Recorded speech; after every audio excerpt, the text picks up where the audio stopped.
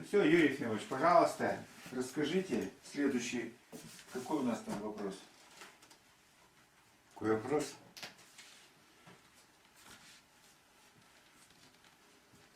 А вот я уже забыл. Ну, не важно, тут накладку. Еще раз вдох, что-нибудь сказать. Вот они как добирались до места, я вроде бы вот ехали мы от Визжая до поселка Лесорубов 41-го квартала на открытой машине. Там другого транспорта не было. На попутной. Нам и то эту машину, это начальство как-то это сподобило, дало нам ее. Вот, и значит, так было там холодно. Вот. Мы одели, ветер был, холодная погода, мерзопакостная, это дуло все. Палаткой накрылись и ехали. И вот меня там продуло. У меня был радикулит всю жизнь. И там я уже не мог двигаться. Приехали, все нормально. Там вечером танцевали, пели, все с этими с лесорубами. А потом я уже утром уже проснулся, у меня все окаменело. Не могу ничего делать. Но решил идти до второго северного, там 20 с лишним километров. Тем более, что это вещи везли на машине, на лошади. Это свободные шли. Ну, без рюкзаков это свободно. Но и то было очень идти тяжело. Подлип был на каждом, прямо через каждые 5 минут нужно было вот на лыжах вот такая, нарост такой, потому что дорога шла по реке. И там, значит, вот наледи были. Идешь сверху, вроде бы снег, ступаешь, и прилипает на лыжи вот такая. Это был такой тяжелый переход. Ну, пришли в эту деревню, то есть в заброшенный поселок геологический. Там эти домики были очень многие, уютные, теплые, с печками, с лежанками. Тогда еще они были в порядке, все домики. Вот мы в самом лучшем домике разместились, как у Христа за пазухой. Там тепло было, уютно. Вот. Ну вот это заброшенный дом, а он был не заброшенный, а был прямо приспособленный для жилья.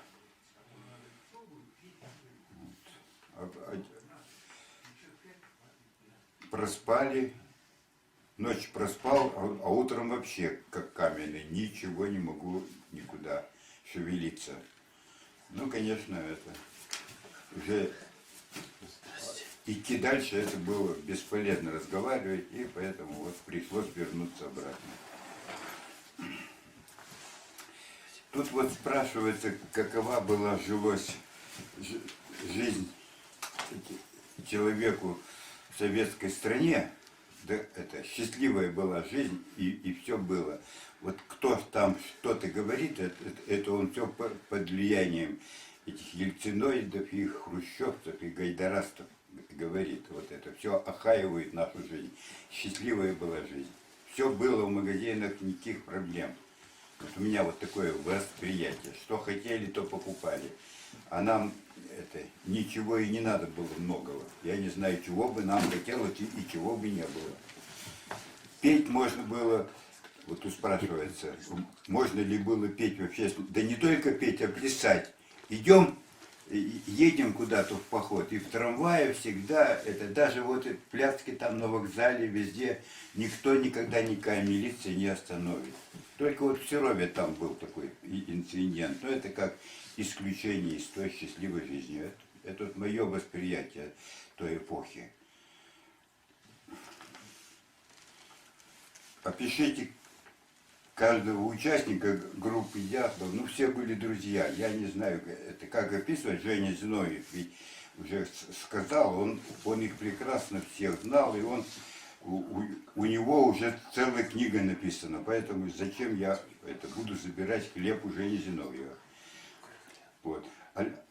Александр Колеватов это, ну, это был высочайший эрудит, молодой человек, обстоятельный во всех отношениях. И даже дневник вел, мы там где-то чего-то, а он уже это, находит время и ведет дневник.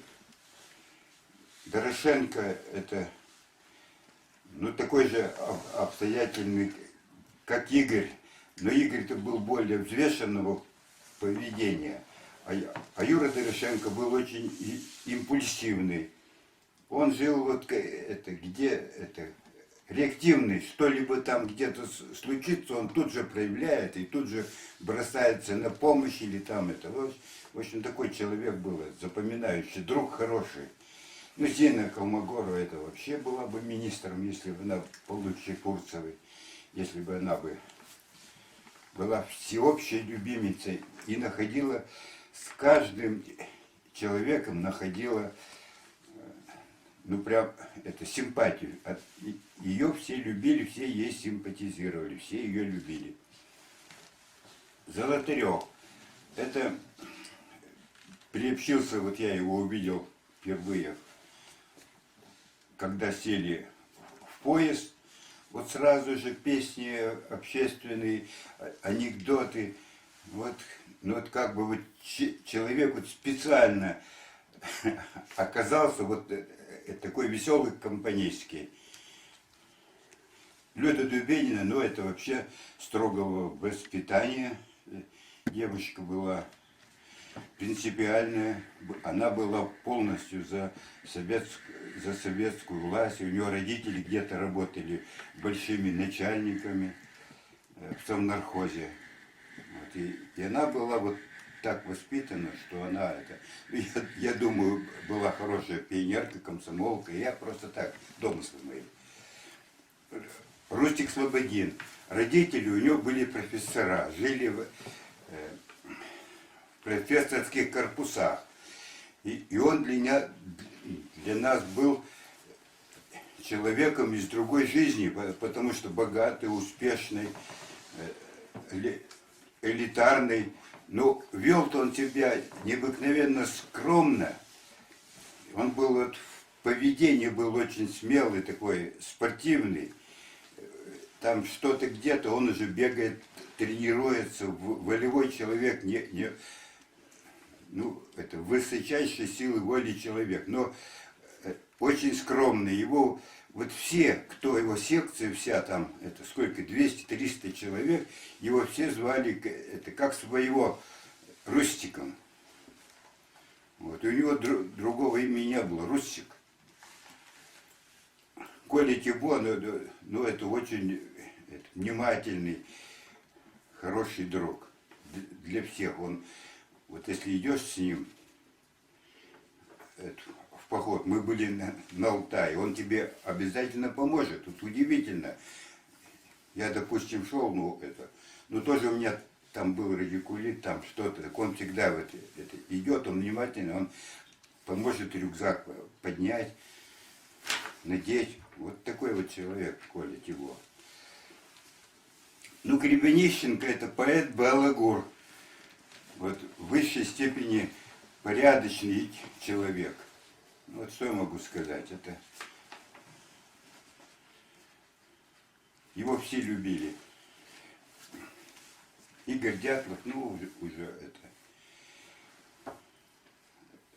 очень опытный, немногословный лидер, он никогда ничего не сделал бы без наобум, не подумав, не осмыслив. И вот то, что они вышли из палатки, это Игорь, это была команда, ну не знаю, Игорь не мог дать такой команды. Там бы, ну вот я вот считаю, что там их, вот на последнем снимке, фотографии на последней палатке, там вот эти круги, что-то, я думаю, что это кто-то фонариками подошел, засветил и под дулом автомата, это мое мнение, и под дулом автомата автомата заставил их выскочить. Потому что как так разрезать свой дом, свою палатку, ну, это уму непостижимо. И Игорь, не мог он так необдуманно поступить. Это мое мнение. Но тут же еще и второй вариант есть. Такой. Вот когда бы взрыв этот был действительно, вот, про который говорил Евгений Григорьевич, Я забыл, что он сказал. он говорил, что мог быть какой-то взрыв еще. Взрыв, да. Тогда же была гонка вооружения, и тогда, значит, так, давайте прервемся и снова Гонка, включим. когда- Чтобы второй, Нет. чтобы длинных файлов не было. Когда мы общались с Ивановым, он такой это, добрый следователь, вот у меня ощущение, он ко мне относился как к ребенку. Он, относился, Вот он, ему меня, рассказывайте. вот, он меня опекал. Понял? Вот.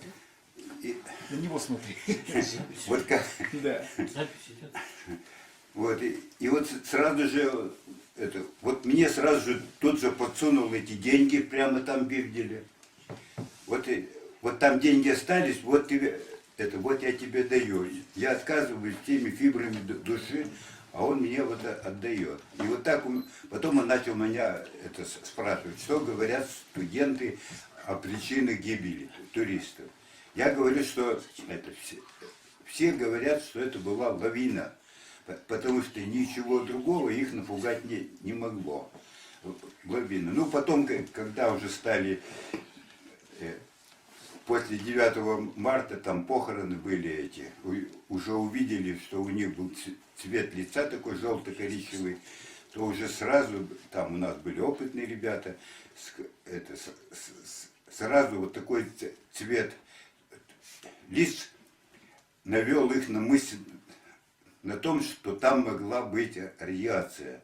Потому что о ракетном топливе, которое отравление тоже дает такой же цвет лица, но тогда об этом не было никакой общественной, в обществе не было информации. А все сразу подумали, что вот это, там, наверное, была радиация. И вот это толкнуло Иванова на анализ радиоактивности. Вот. А то, что мы говорили, что там была лавина, потому что, естественно, что такое случилось, разрезали палатку и вдруг стали выскакивать. Лавина. Но потом она не подтвердилась никакими обстоятельствами. И Иванов, он же ведь был заинтересован, чтобы это была природно-стихийная причина гибели. И он, когда уже в последние встречи с ним, он мне сказал, что да, там была природная версия, там был сильнейший ветер, мороз, и там был звук был там, звук, который исходил со скал, и вот он их напугал. И они все свернули на природно-стихийную версию. И он назвал причину непреодолимая стихийная сила. Он был настолько опытный юрист, что он применил термин из римского права еще. То есть это такая сила, которую человек не в состоянии превозмочь. Вот. Но он не мог, он знал причины, там, что там было на самом деле, по его уже предсмертной статье Кустаная. Но тогда вот, он не мог сказать, он оперся на опыт римского права, как такой опытный юрист. Другого бы не назначили тогда. И вот он, теперь это подлежит осмеянию, вот этот термин. А это же он правильно сказал причину. А он ее расшифровал перед смертью в статье, которая издана в Кустанае. Так, что-то я отвлекся. Нет, Вот. нормально, нормально. Георгий Кривонищенко, ну это поэт Балагур, очень талантливый поэт. У него стихи, у меня вот даже есть последнее его стихотворение, когда он перед походом написал: «Добрый вечер, друзья туристы, пожелать разрешите вам походов в краях неблизких, походов по диким рюкзаков по традиции лег и так далее, и так далее». Вот такое хорошее стихотворение. Оно у меня дома в бумагах. Ну вот. Так, вопросы были вот такие. Вот, тут последний вопрос. В чем для вас состоит мораль этой истории? Мораль для меня это очень даже прискорбно, что до сих пор это дело не рассекречено. Вот то дело, которым нас пичкают, вот это дело, как бы там нет ни одного секретного листа. А секретное дело, оно было заведено Каратаевым 6 февраля. И оно, вот это дело, которыми вся пресса, все СМИ ознакомлены, и мы, все исследователи, ознакомлены, в нем нет ни одного секретного листа. А в то время, как Иванов написал, хранить в совершенно секретном производстве. То есть вот это дело, даже это дело, его приобщили к совершенно секретному производству. Значит, основное дело велось в режиме этого совершенно секретного производства. И более того, вот это дело, с которым мы все знакомимся, там нет номера. В то время, когда переписка Генеральной прокуратуры Советского Союза, переписка Генеральной прокуратуры Российской Федерации, везде идет ссылка на конкретный номер дела под этим кодом Следственного управления Советского Союза. То есть вот такой масштаб был интерес к этому делу в то время. То есть дело это оно с конкретным номером, оно где-то лежит, и вот я обращался к прокурору Свердловской области, он мне тоже сказал, что нет, вот это и все. Дело другого нет, но ведь то-то дело под конкретным номером. Если бы это была лавина или какая-то естественная, стихийная причина трагедии, ну так все были бы счастливы в том, что вот найдено, что вот такие дураки ребята пошли туда и там погибли по своей дурости.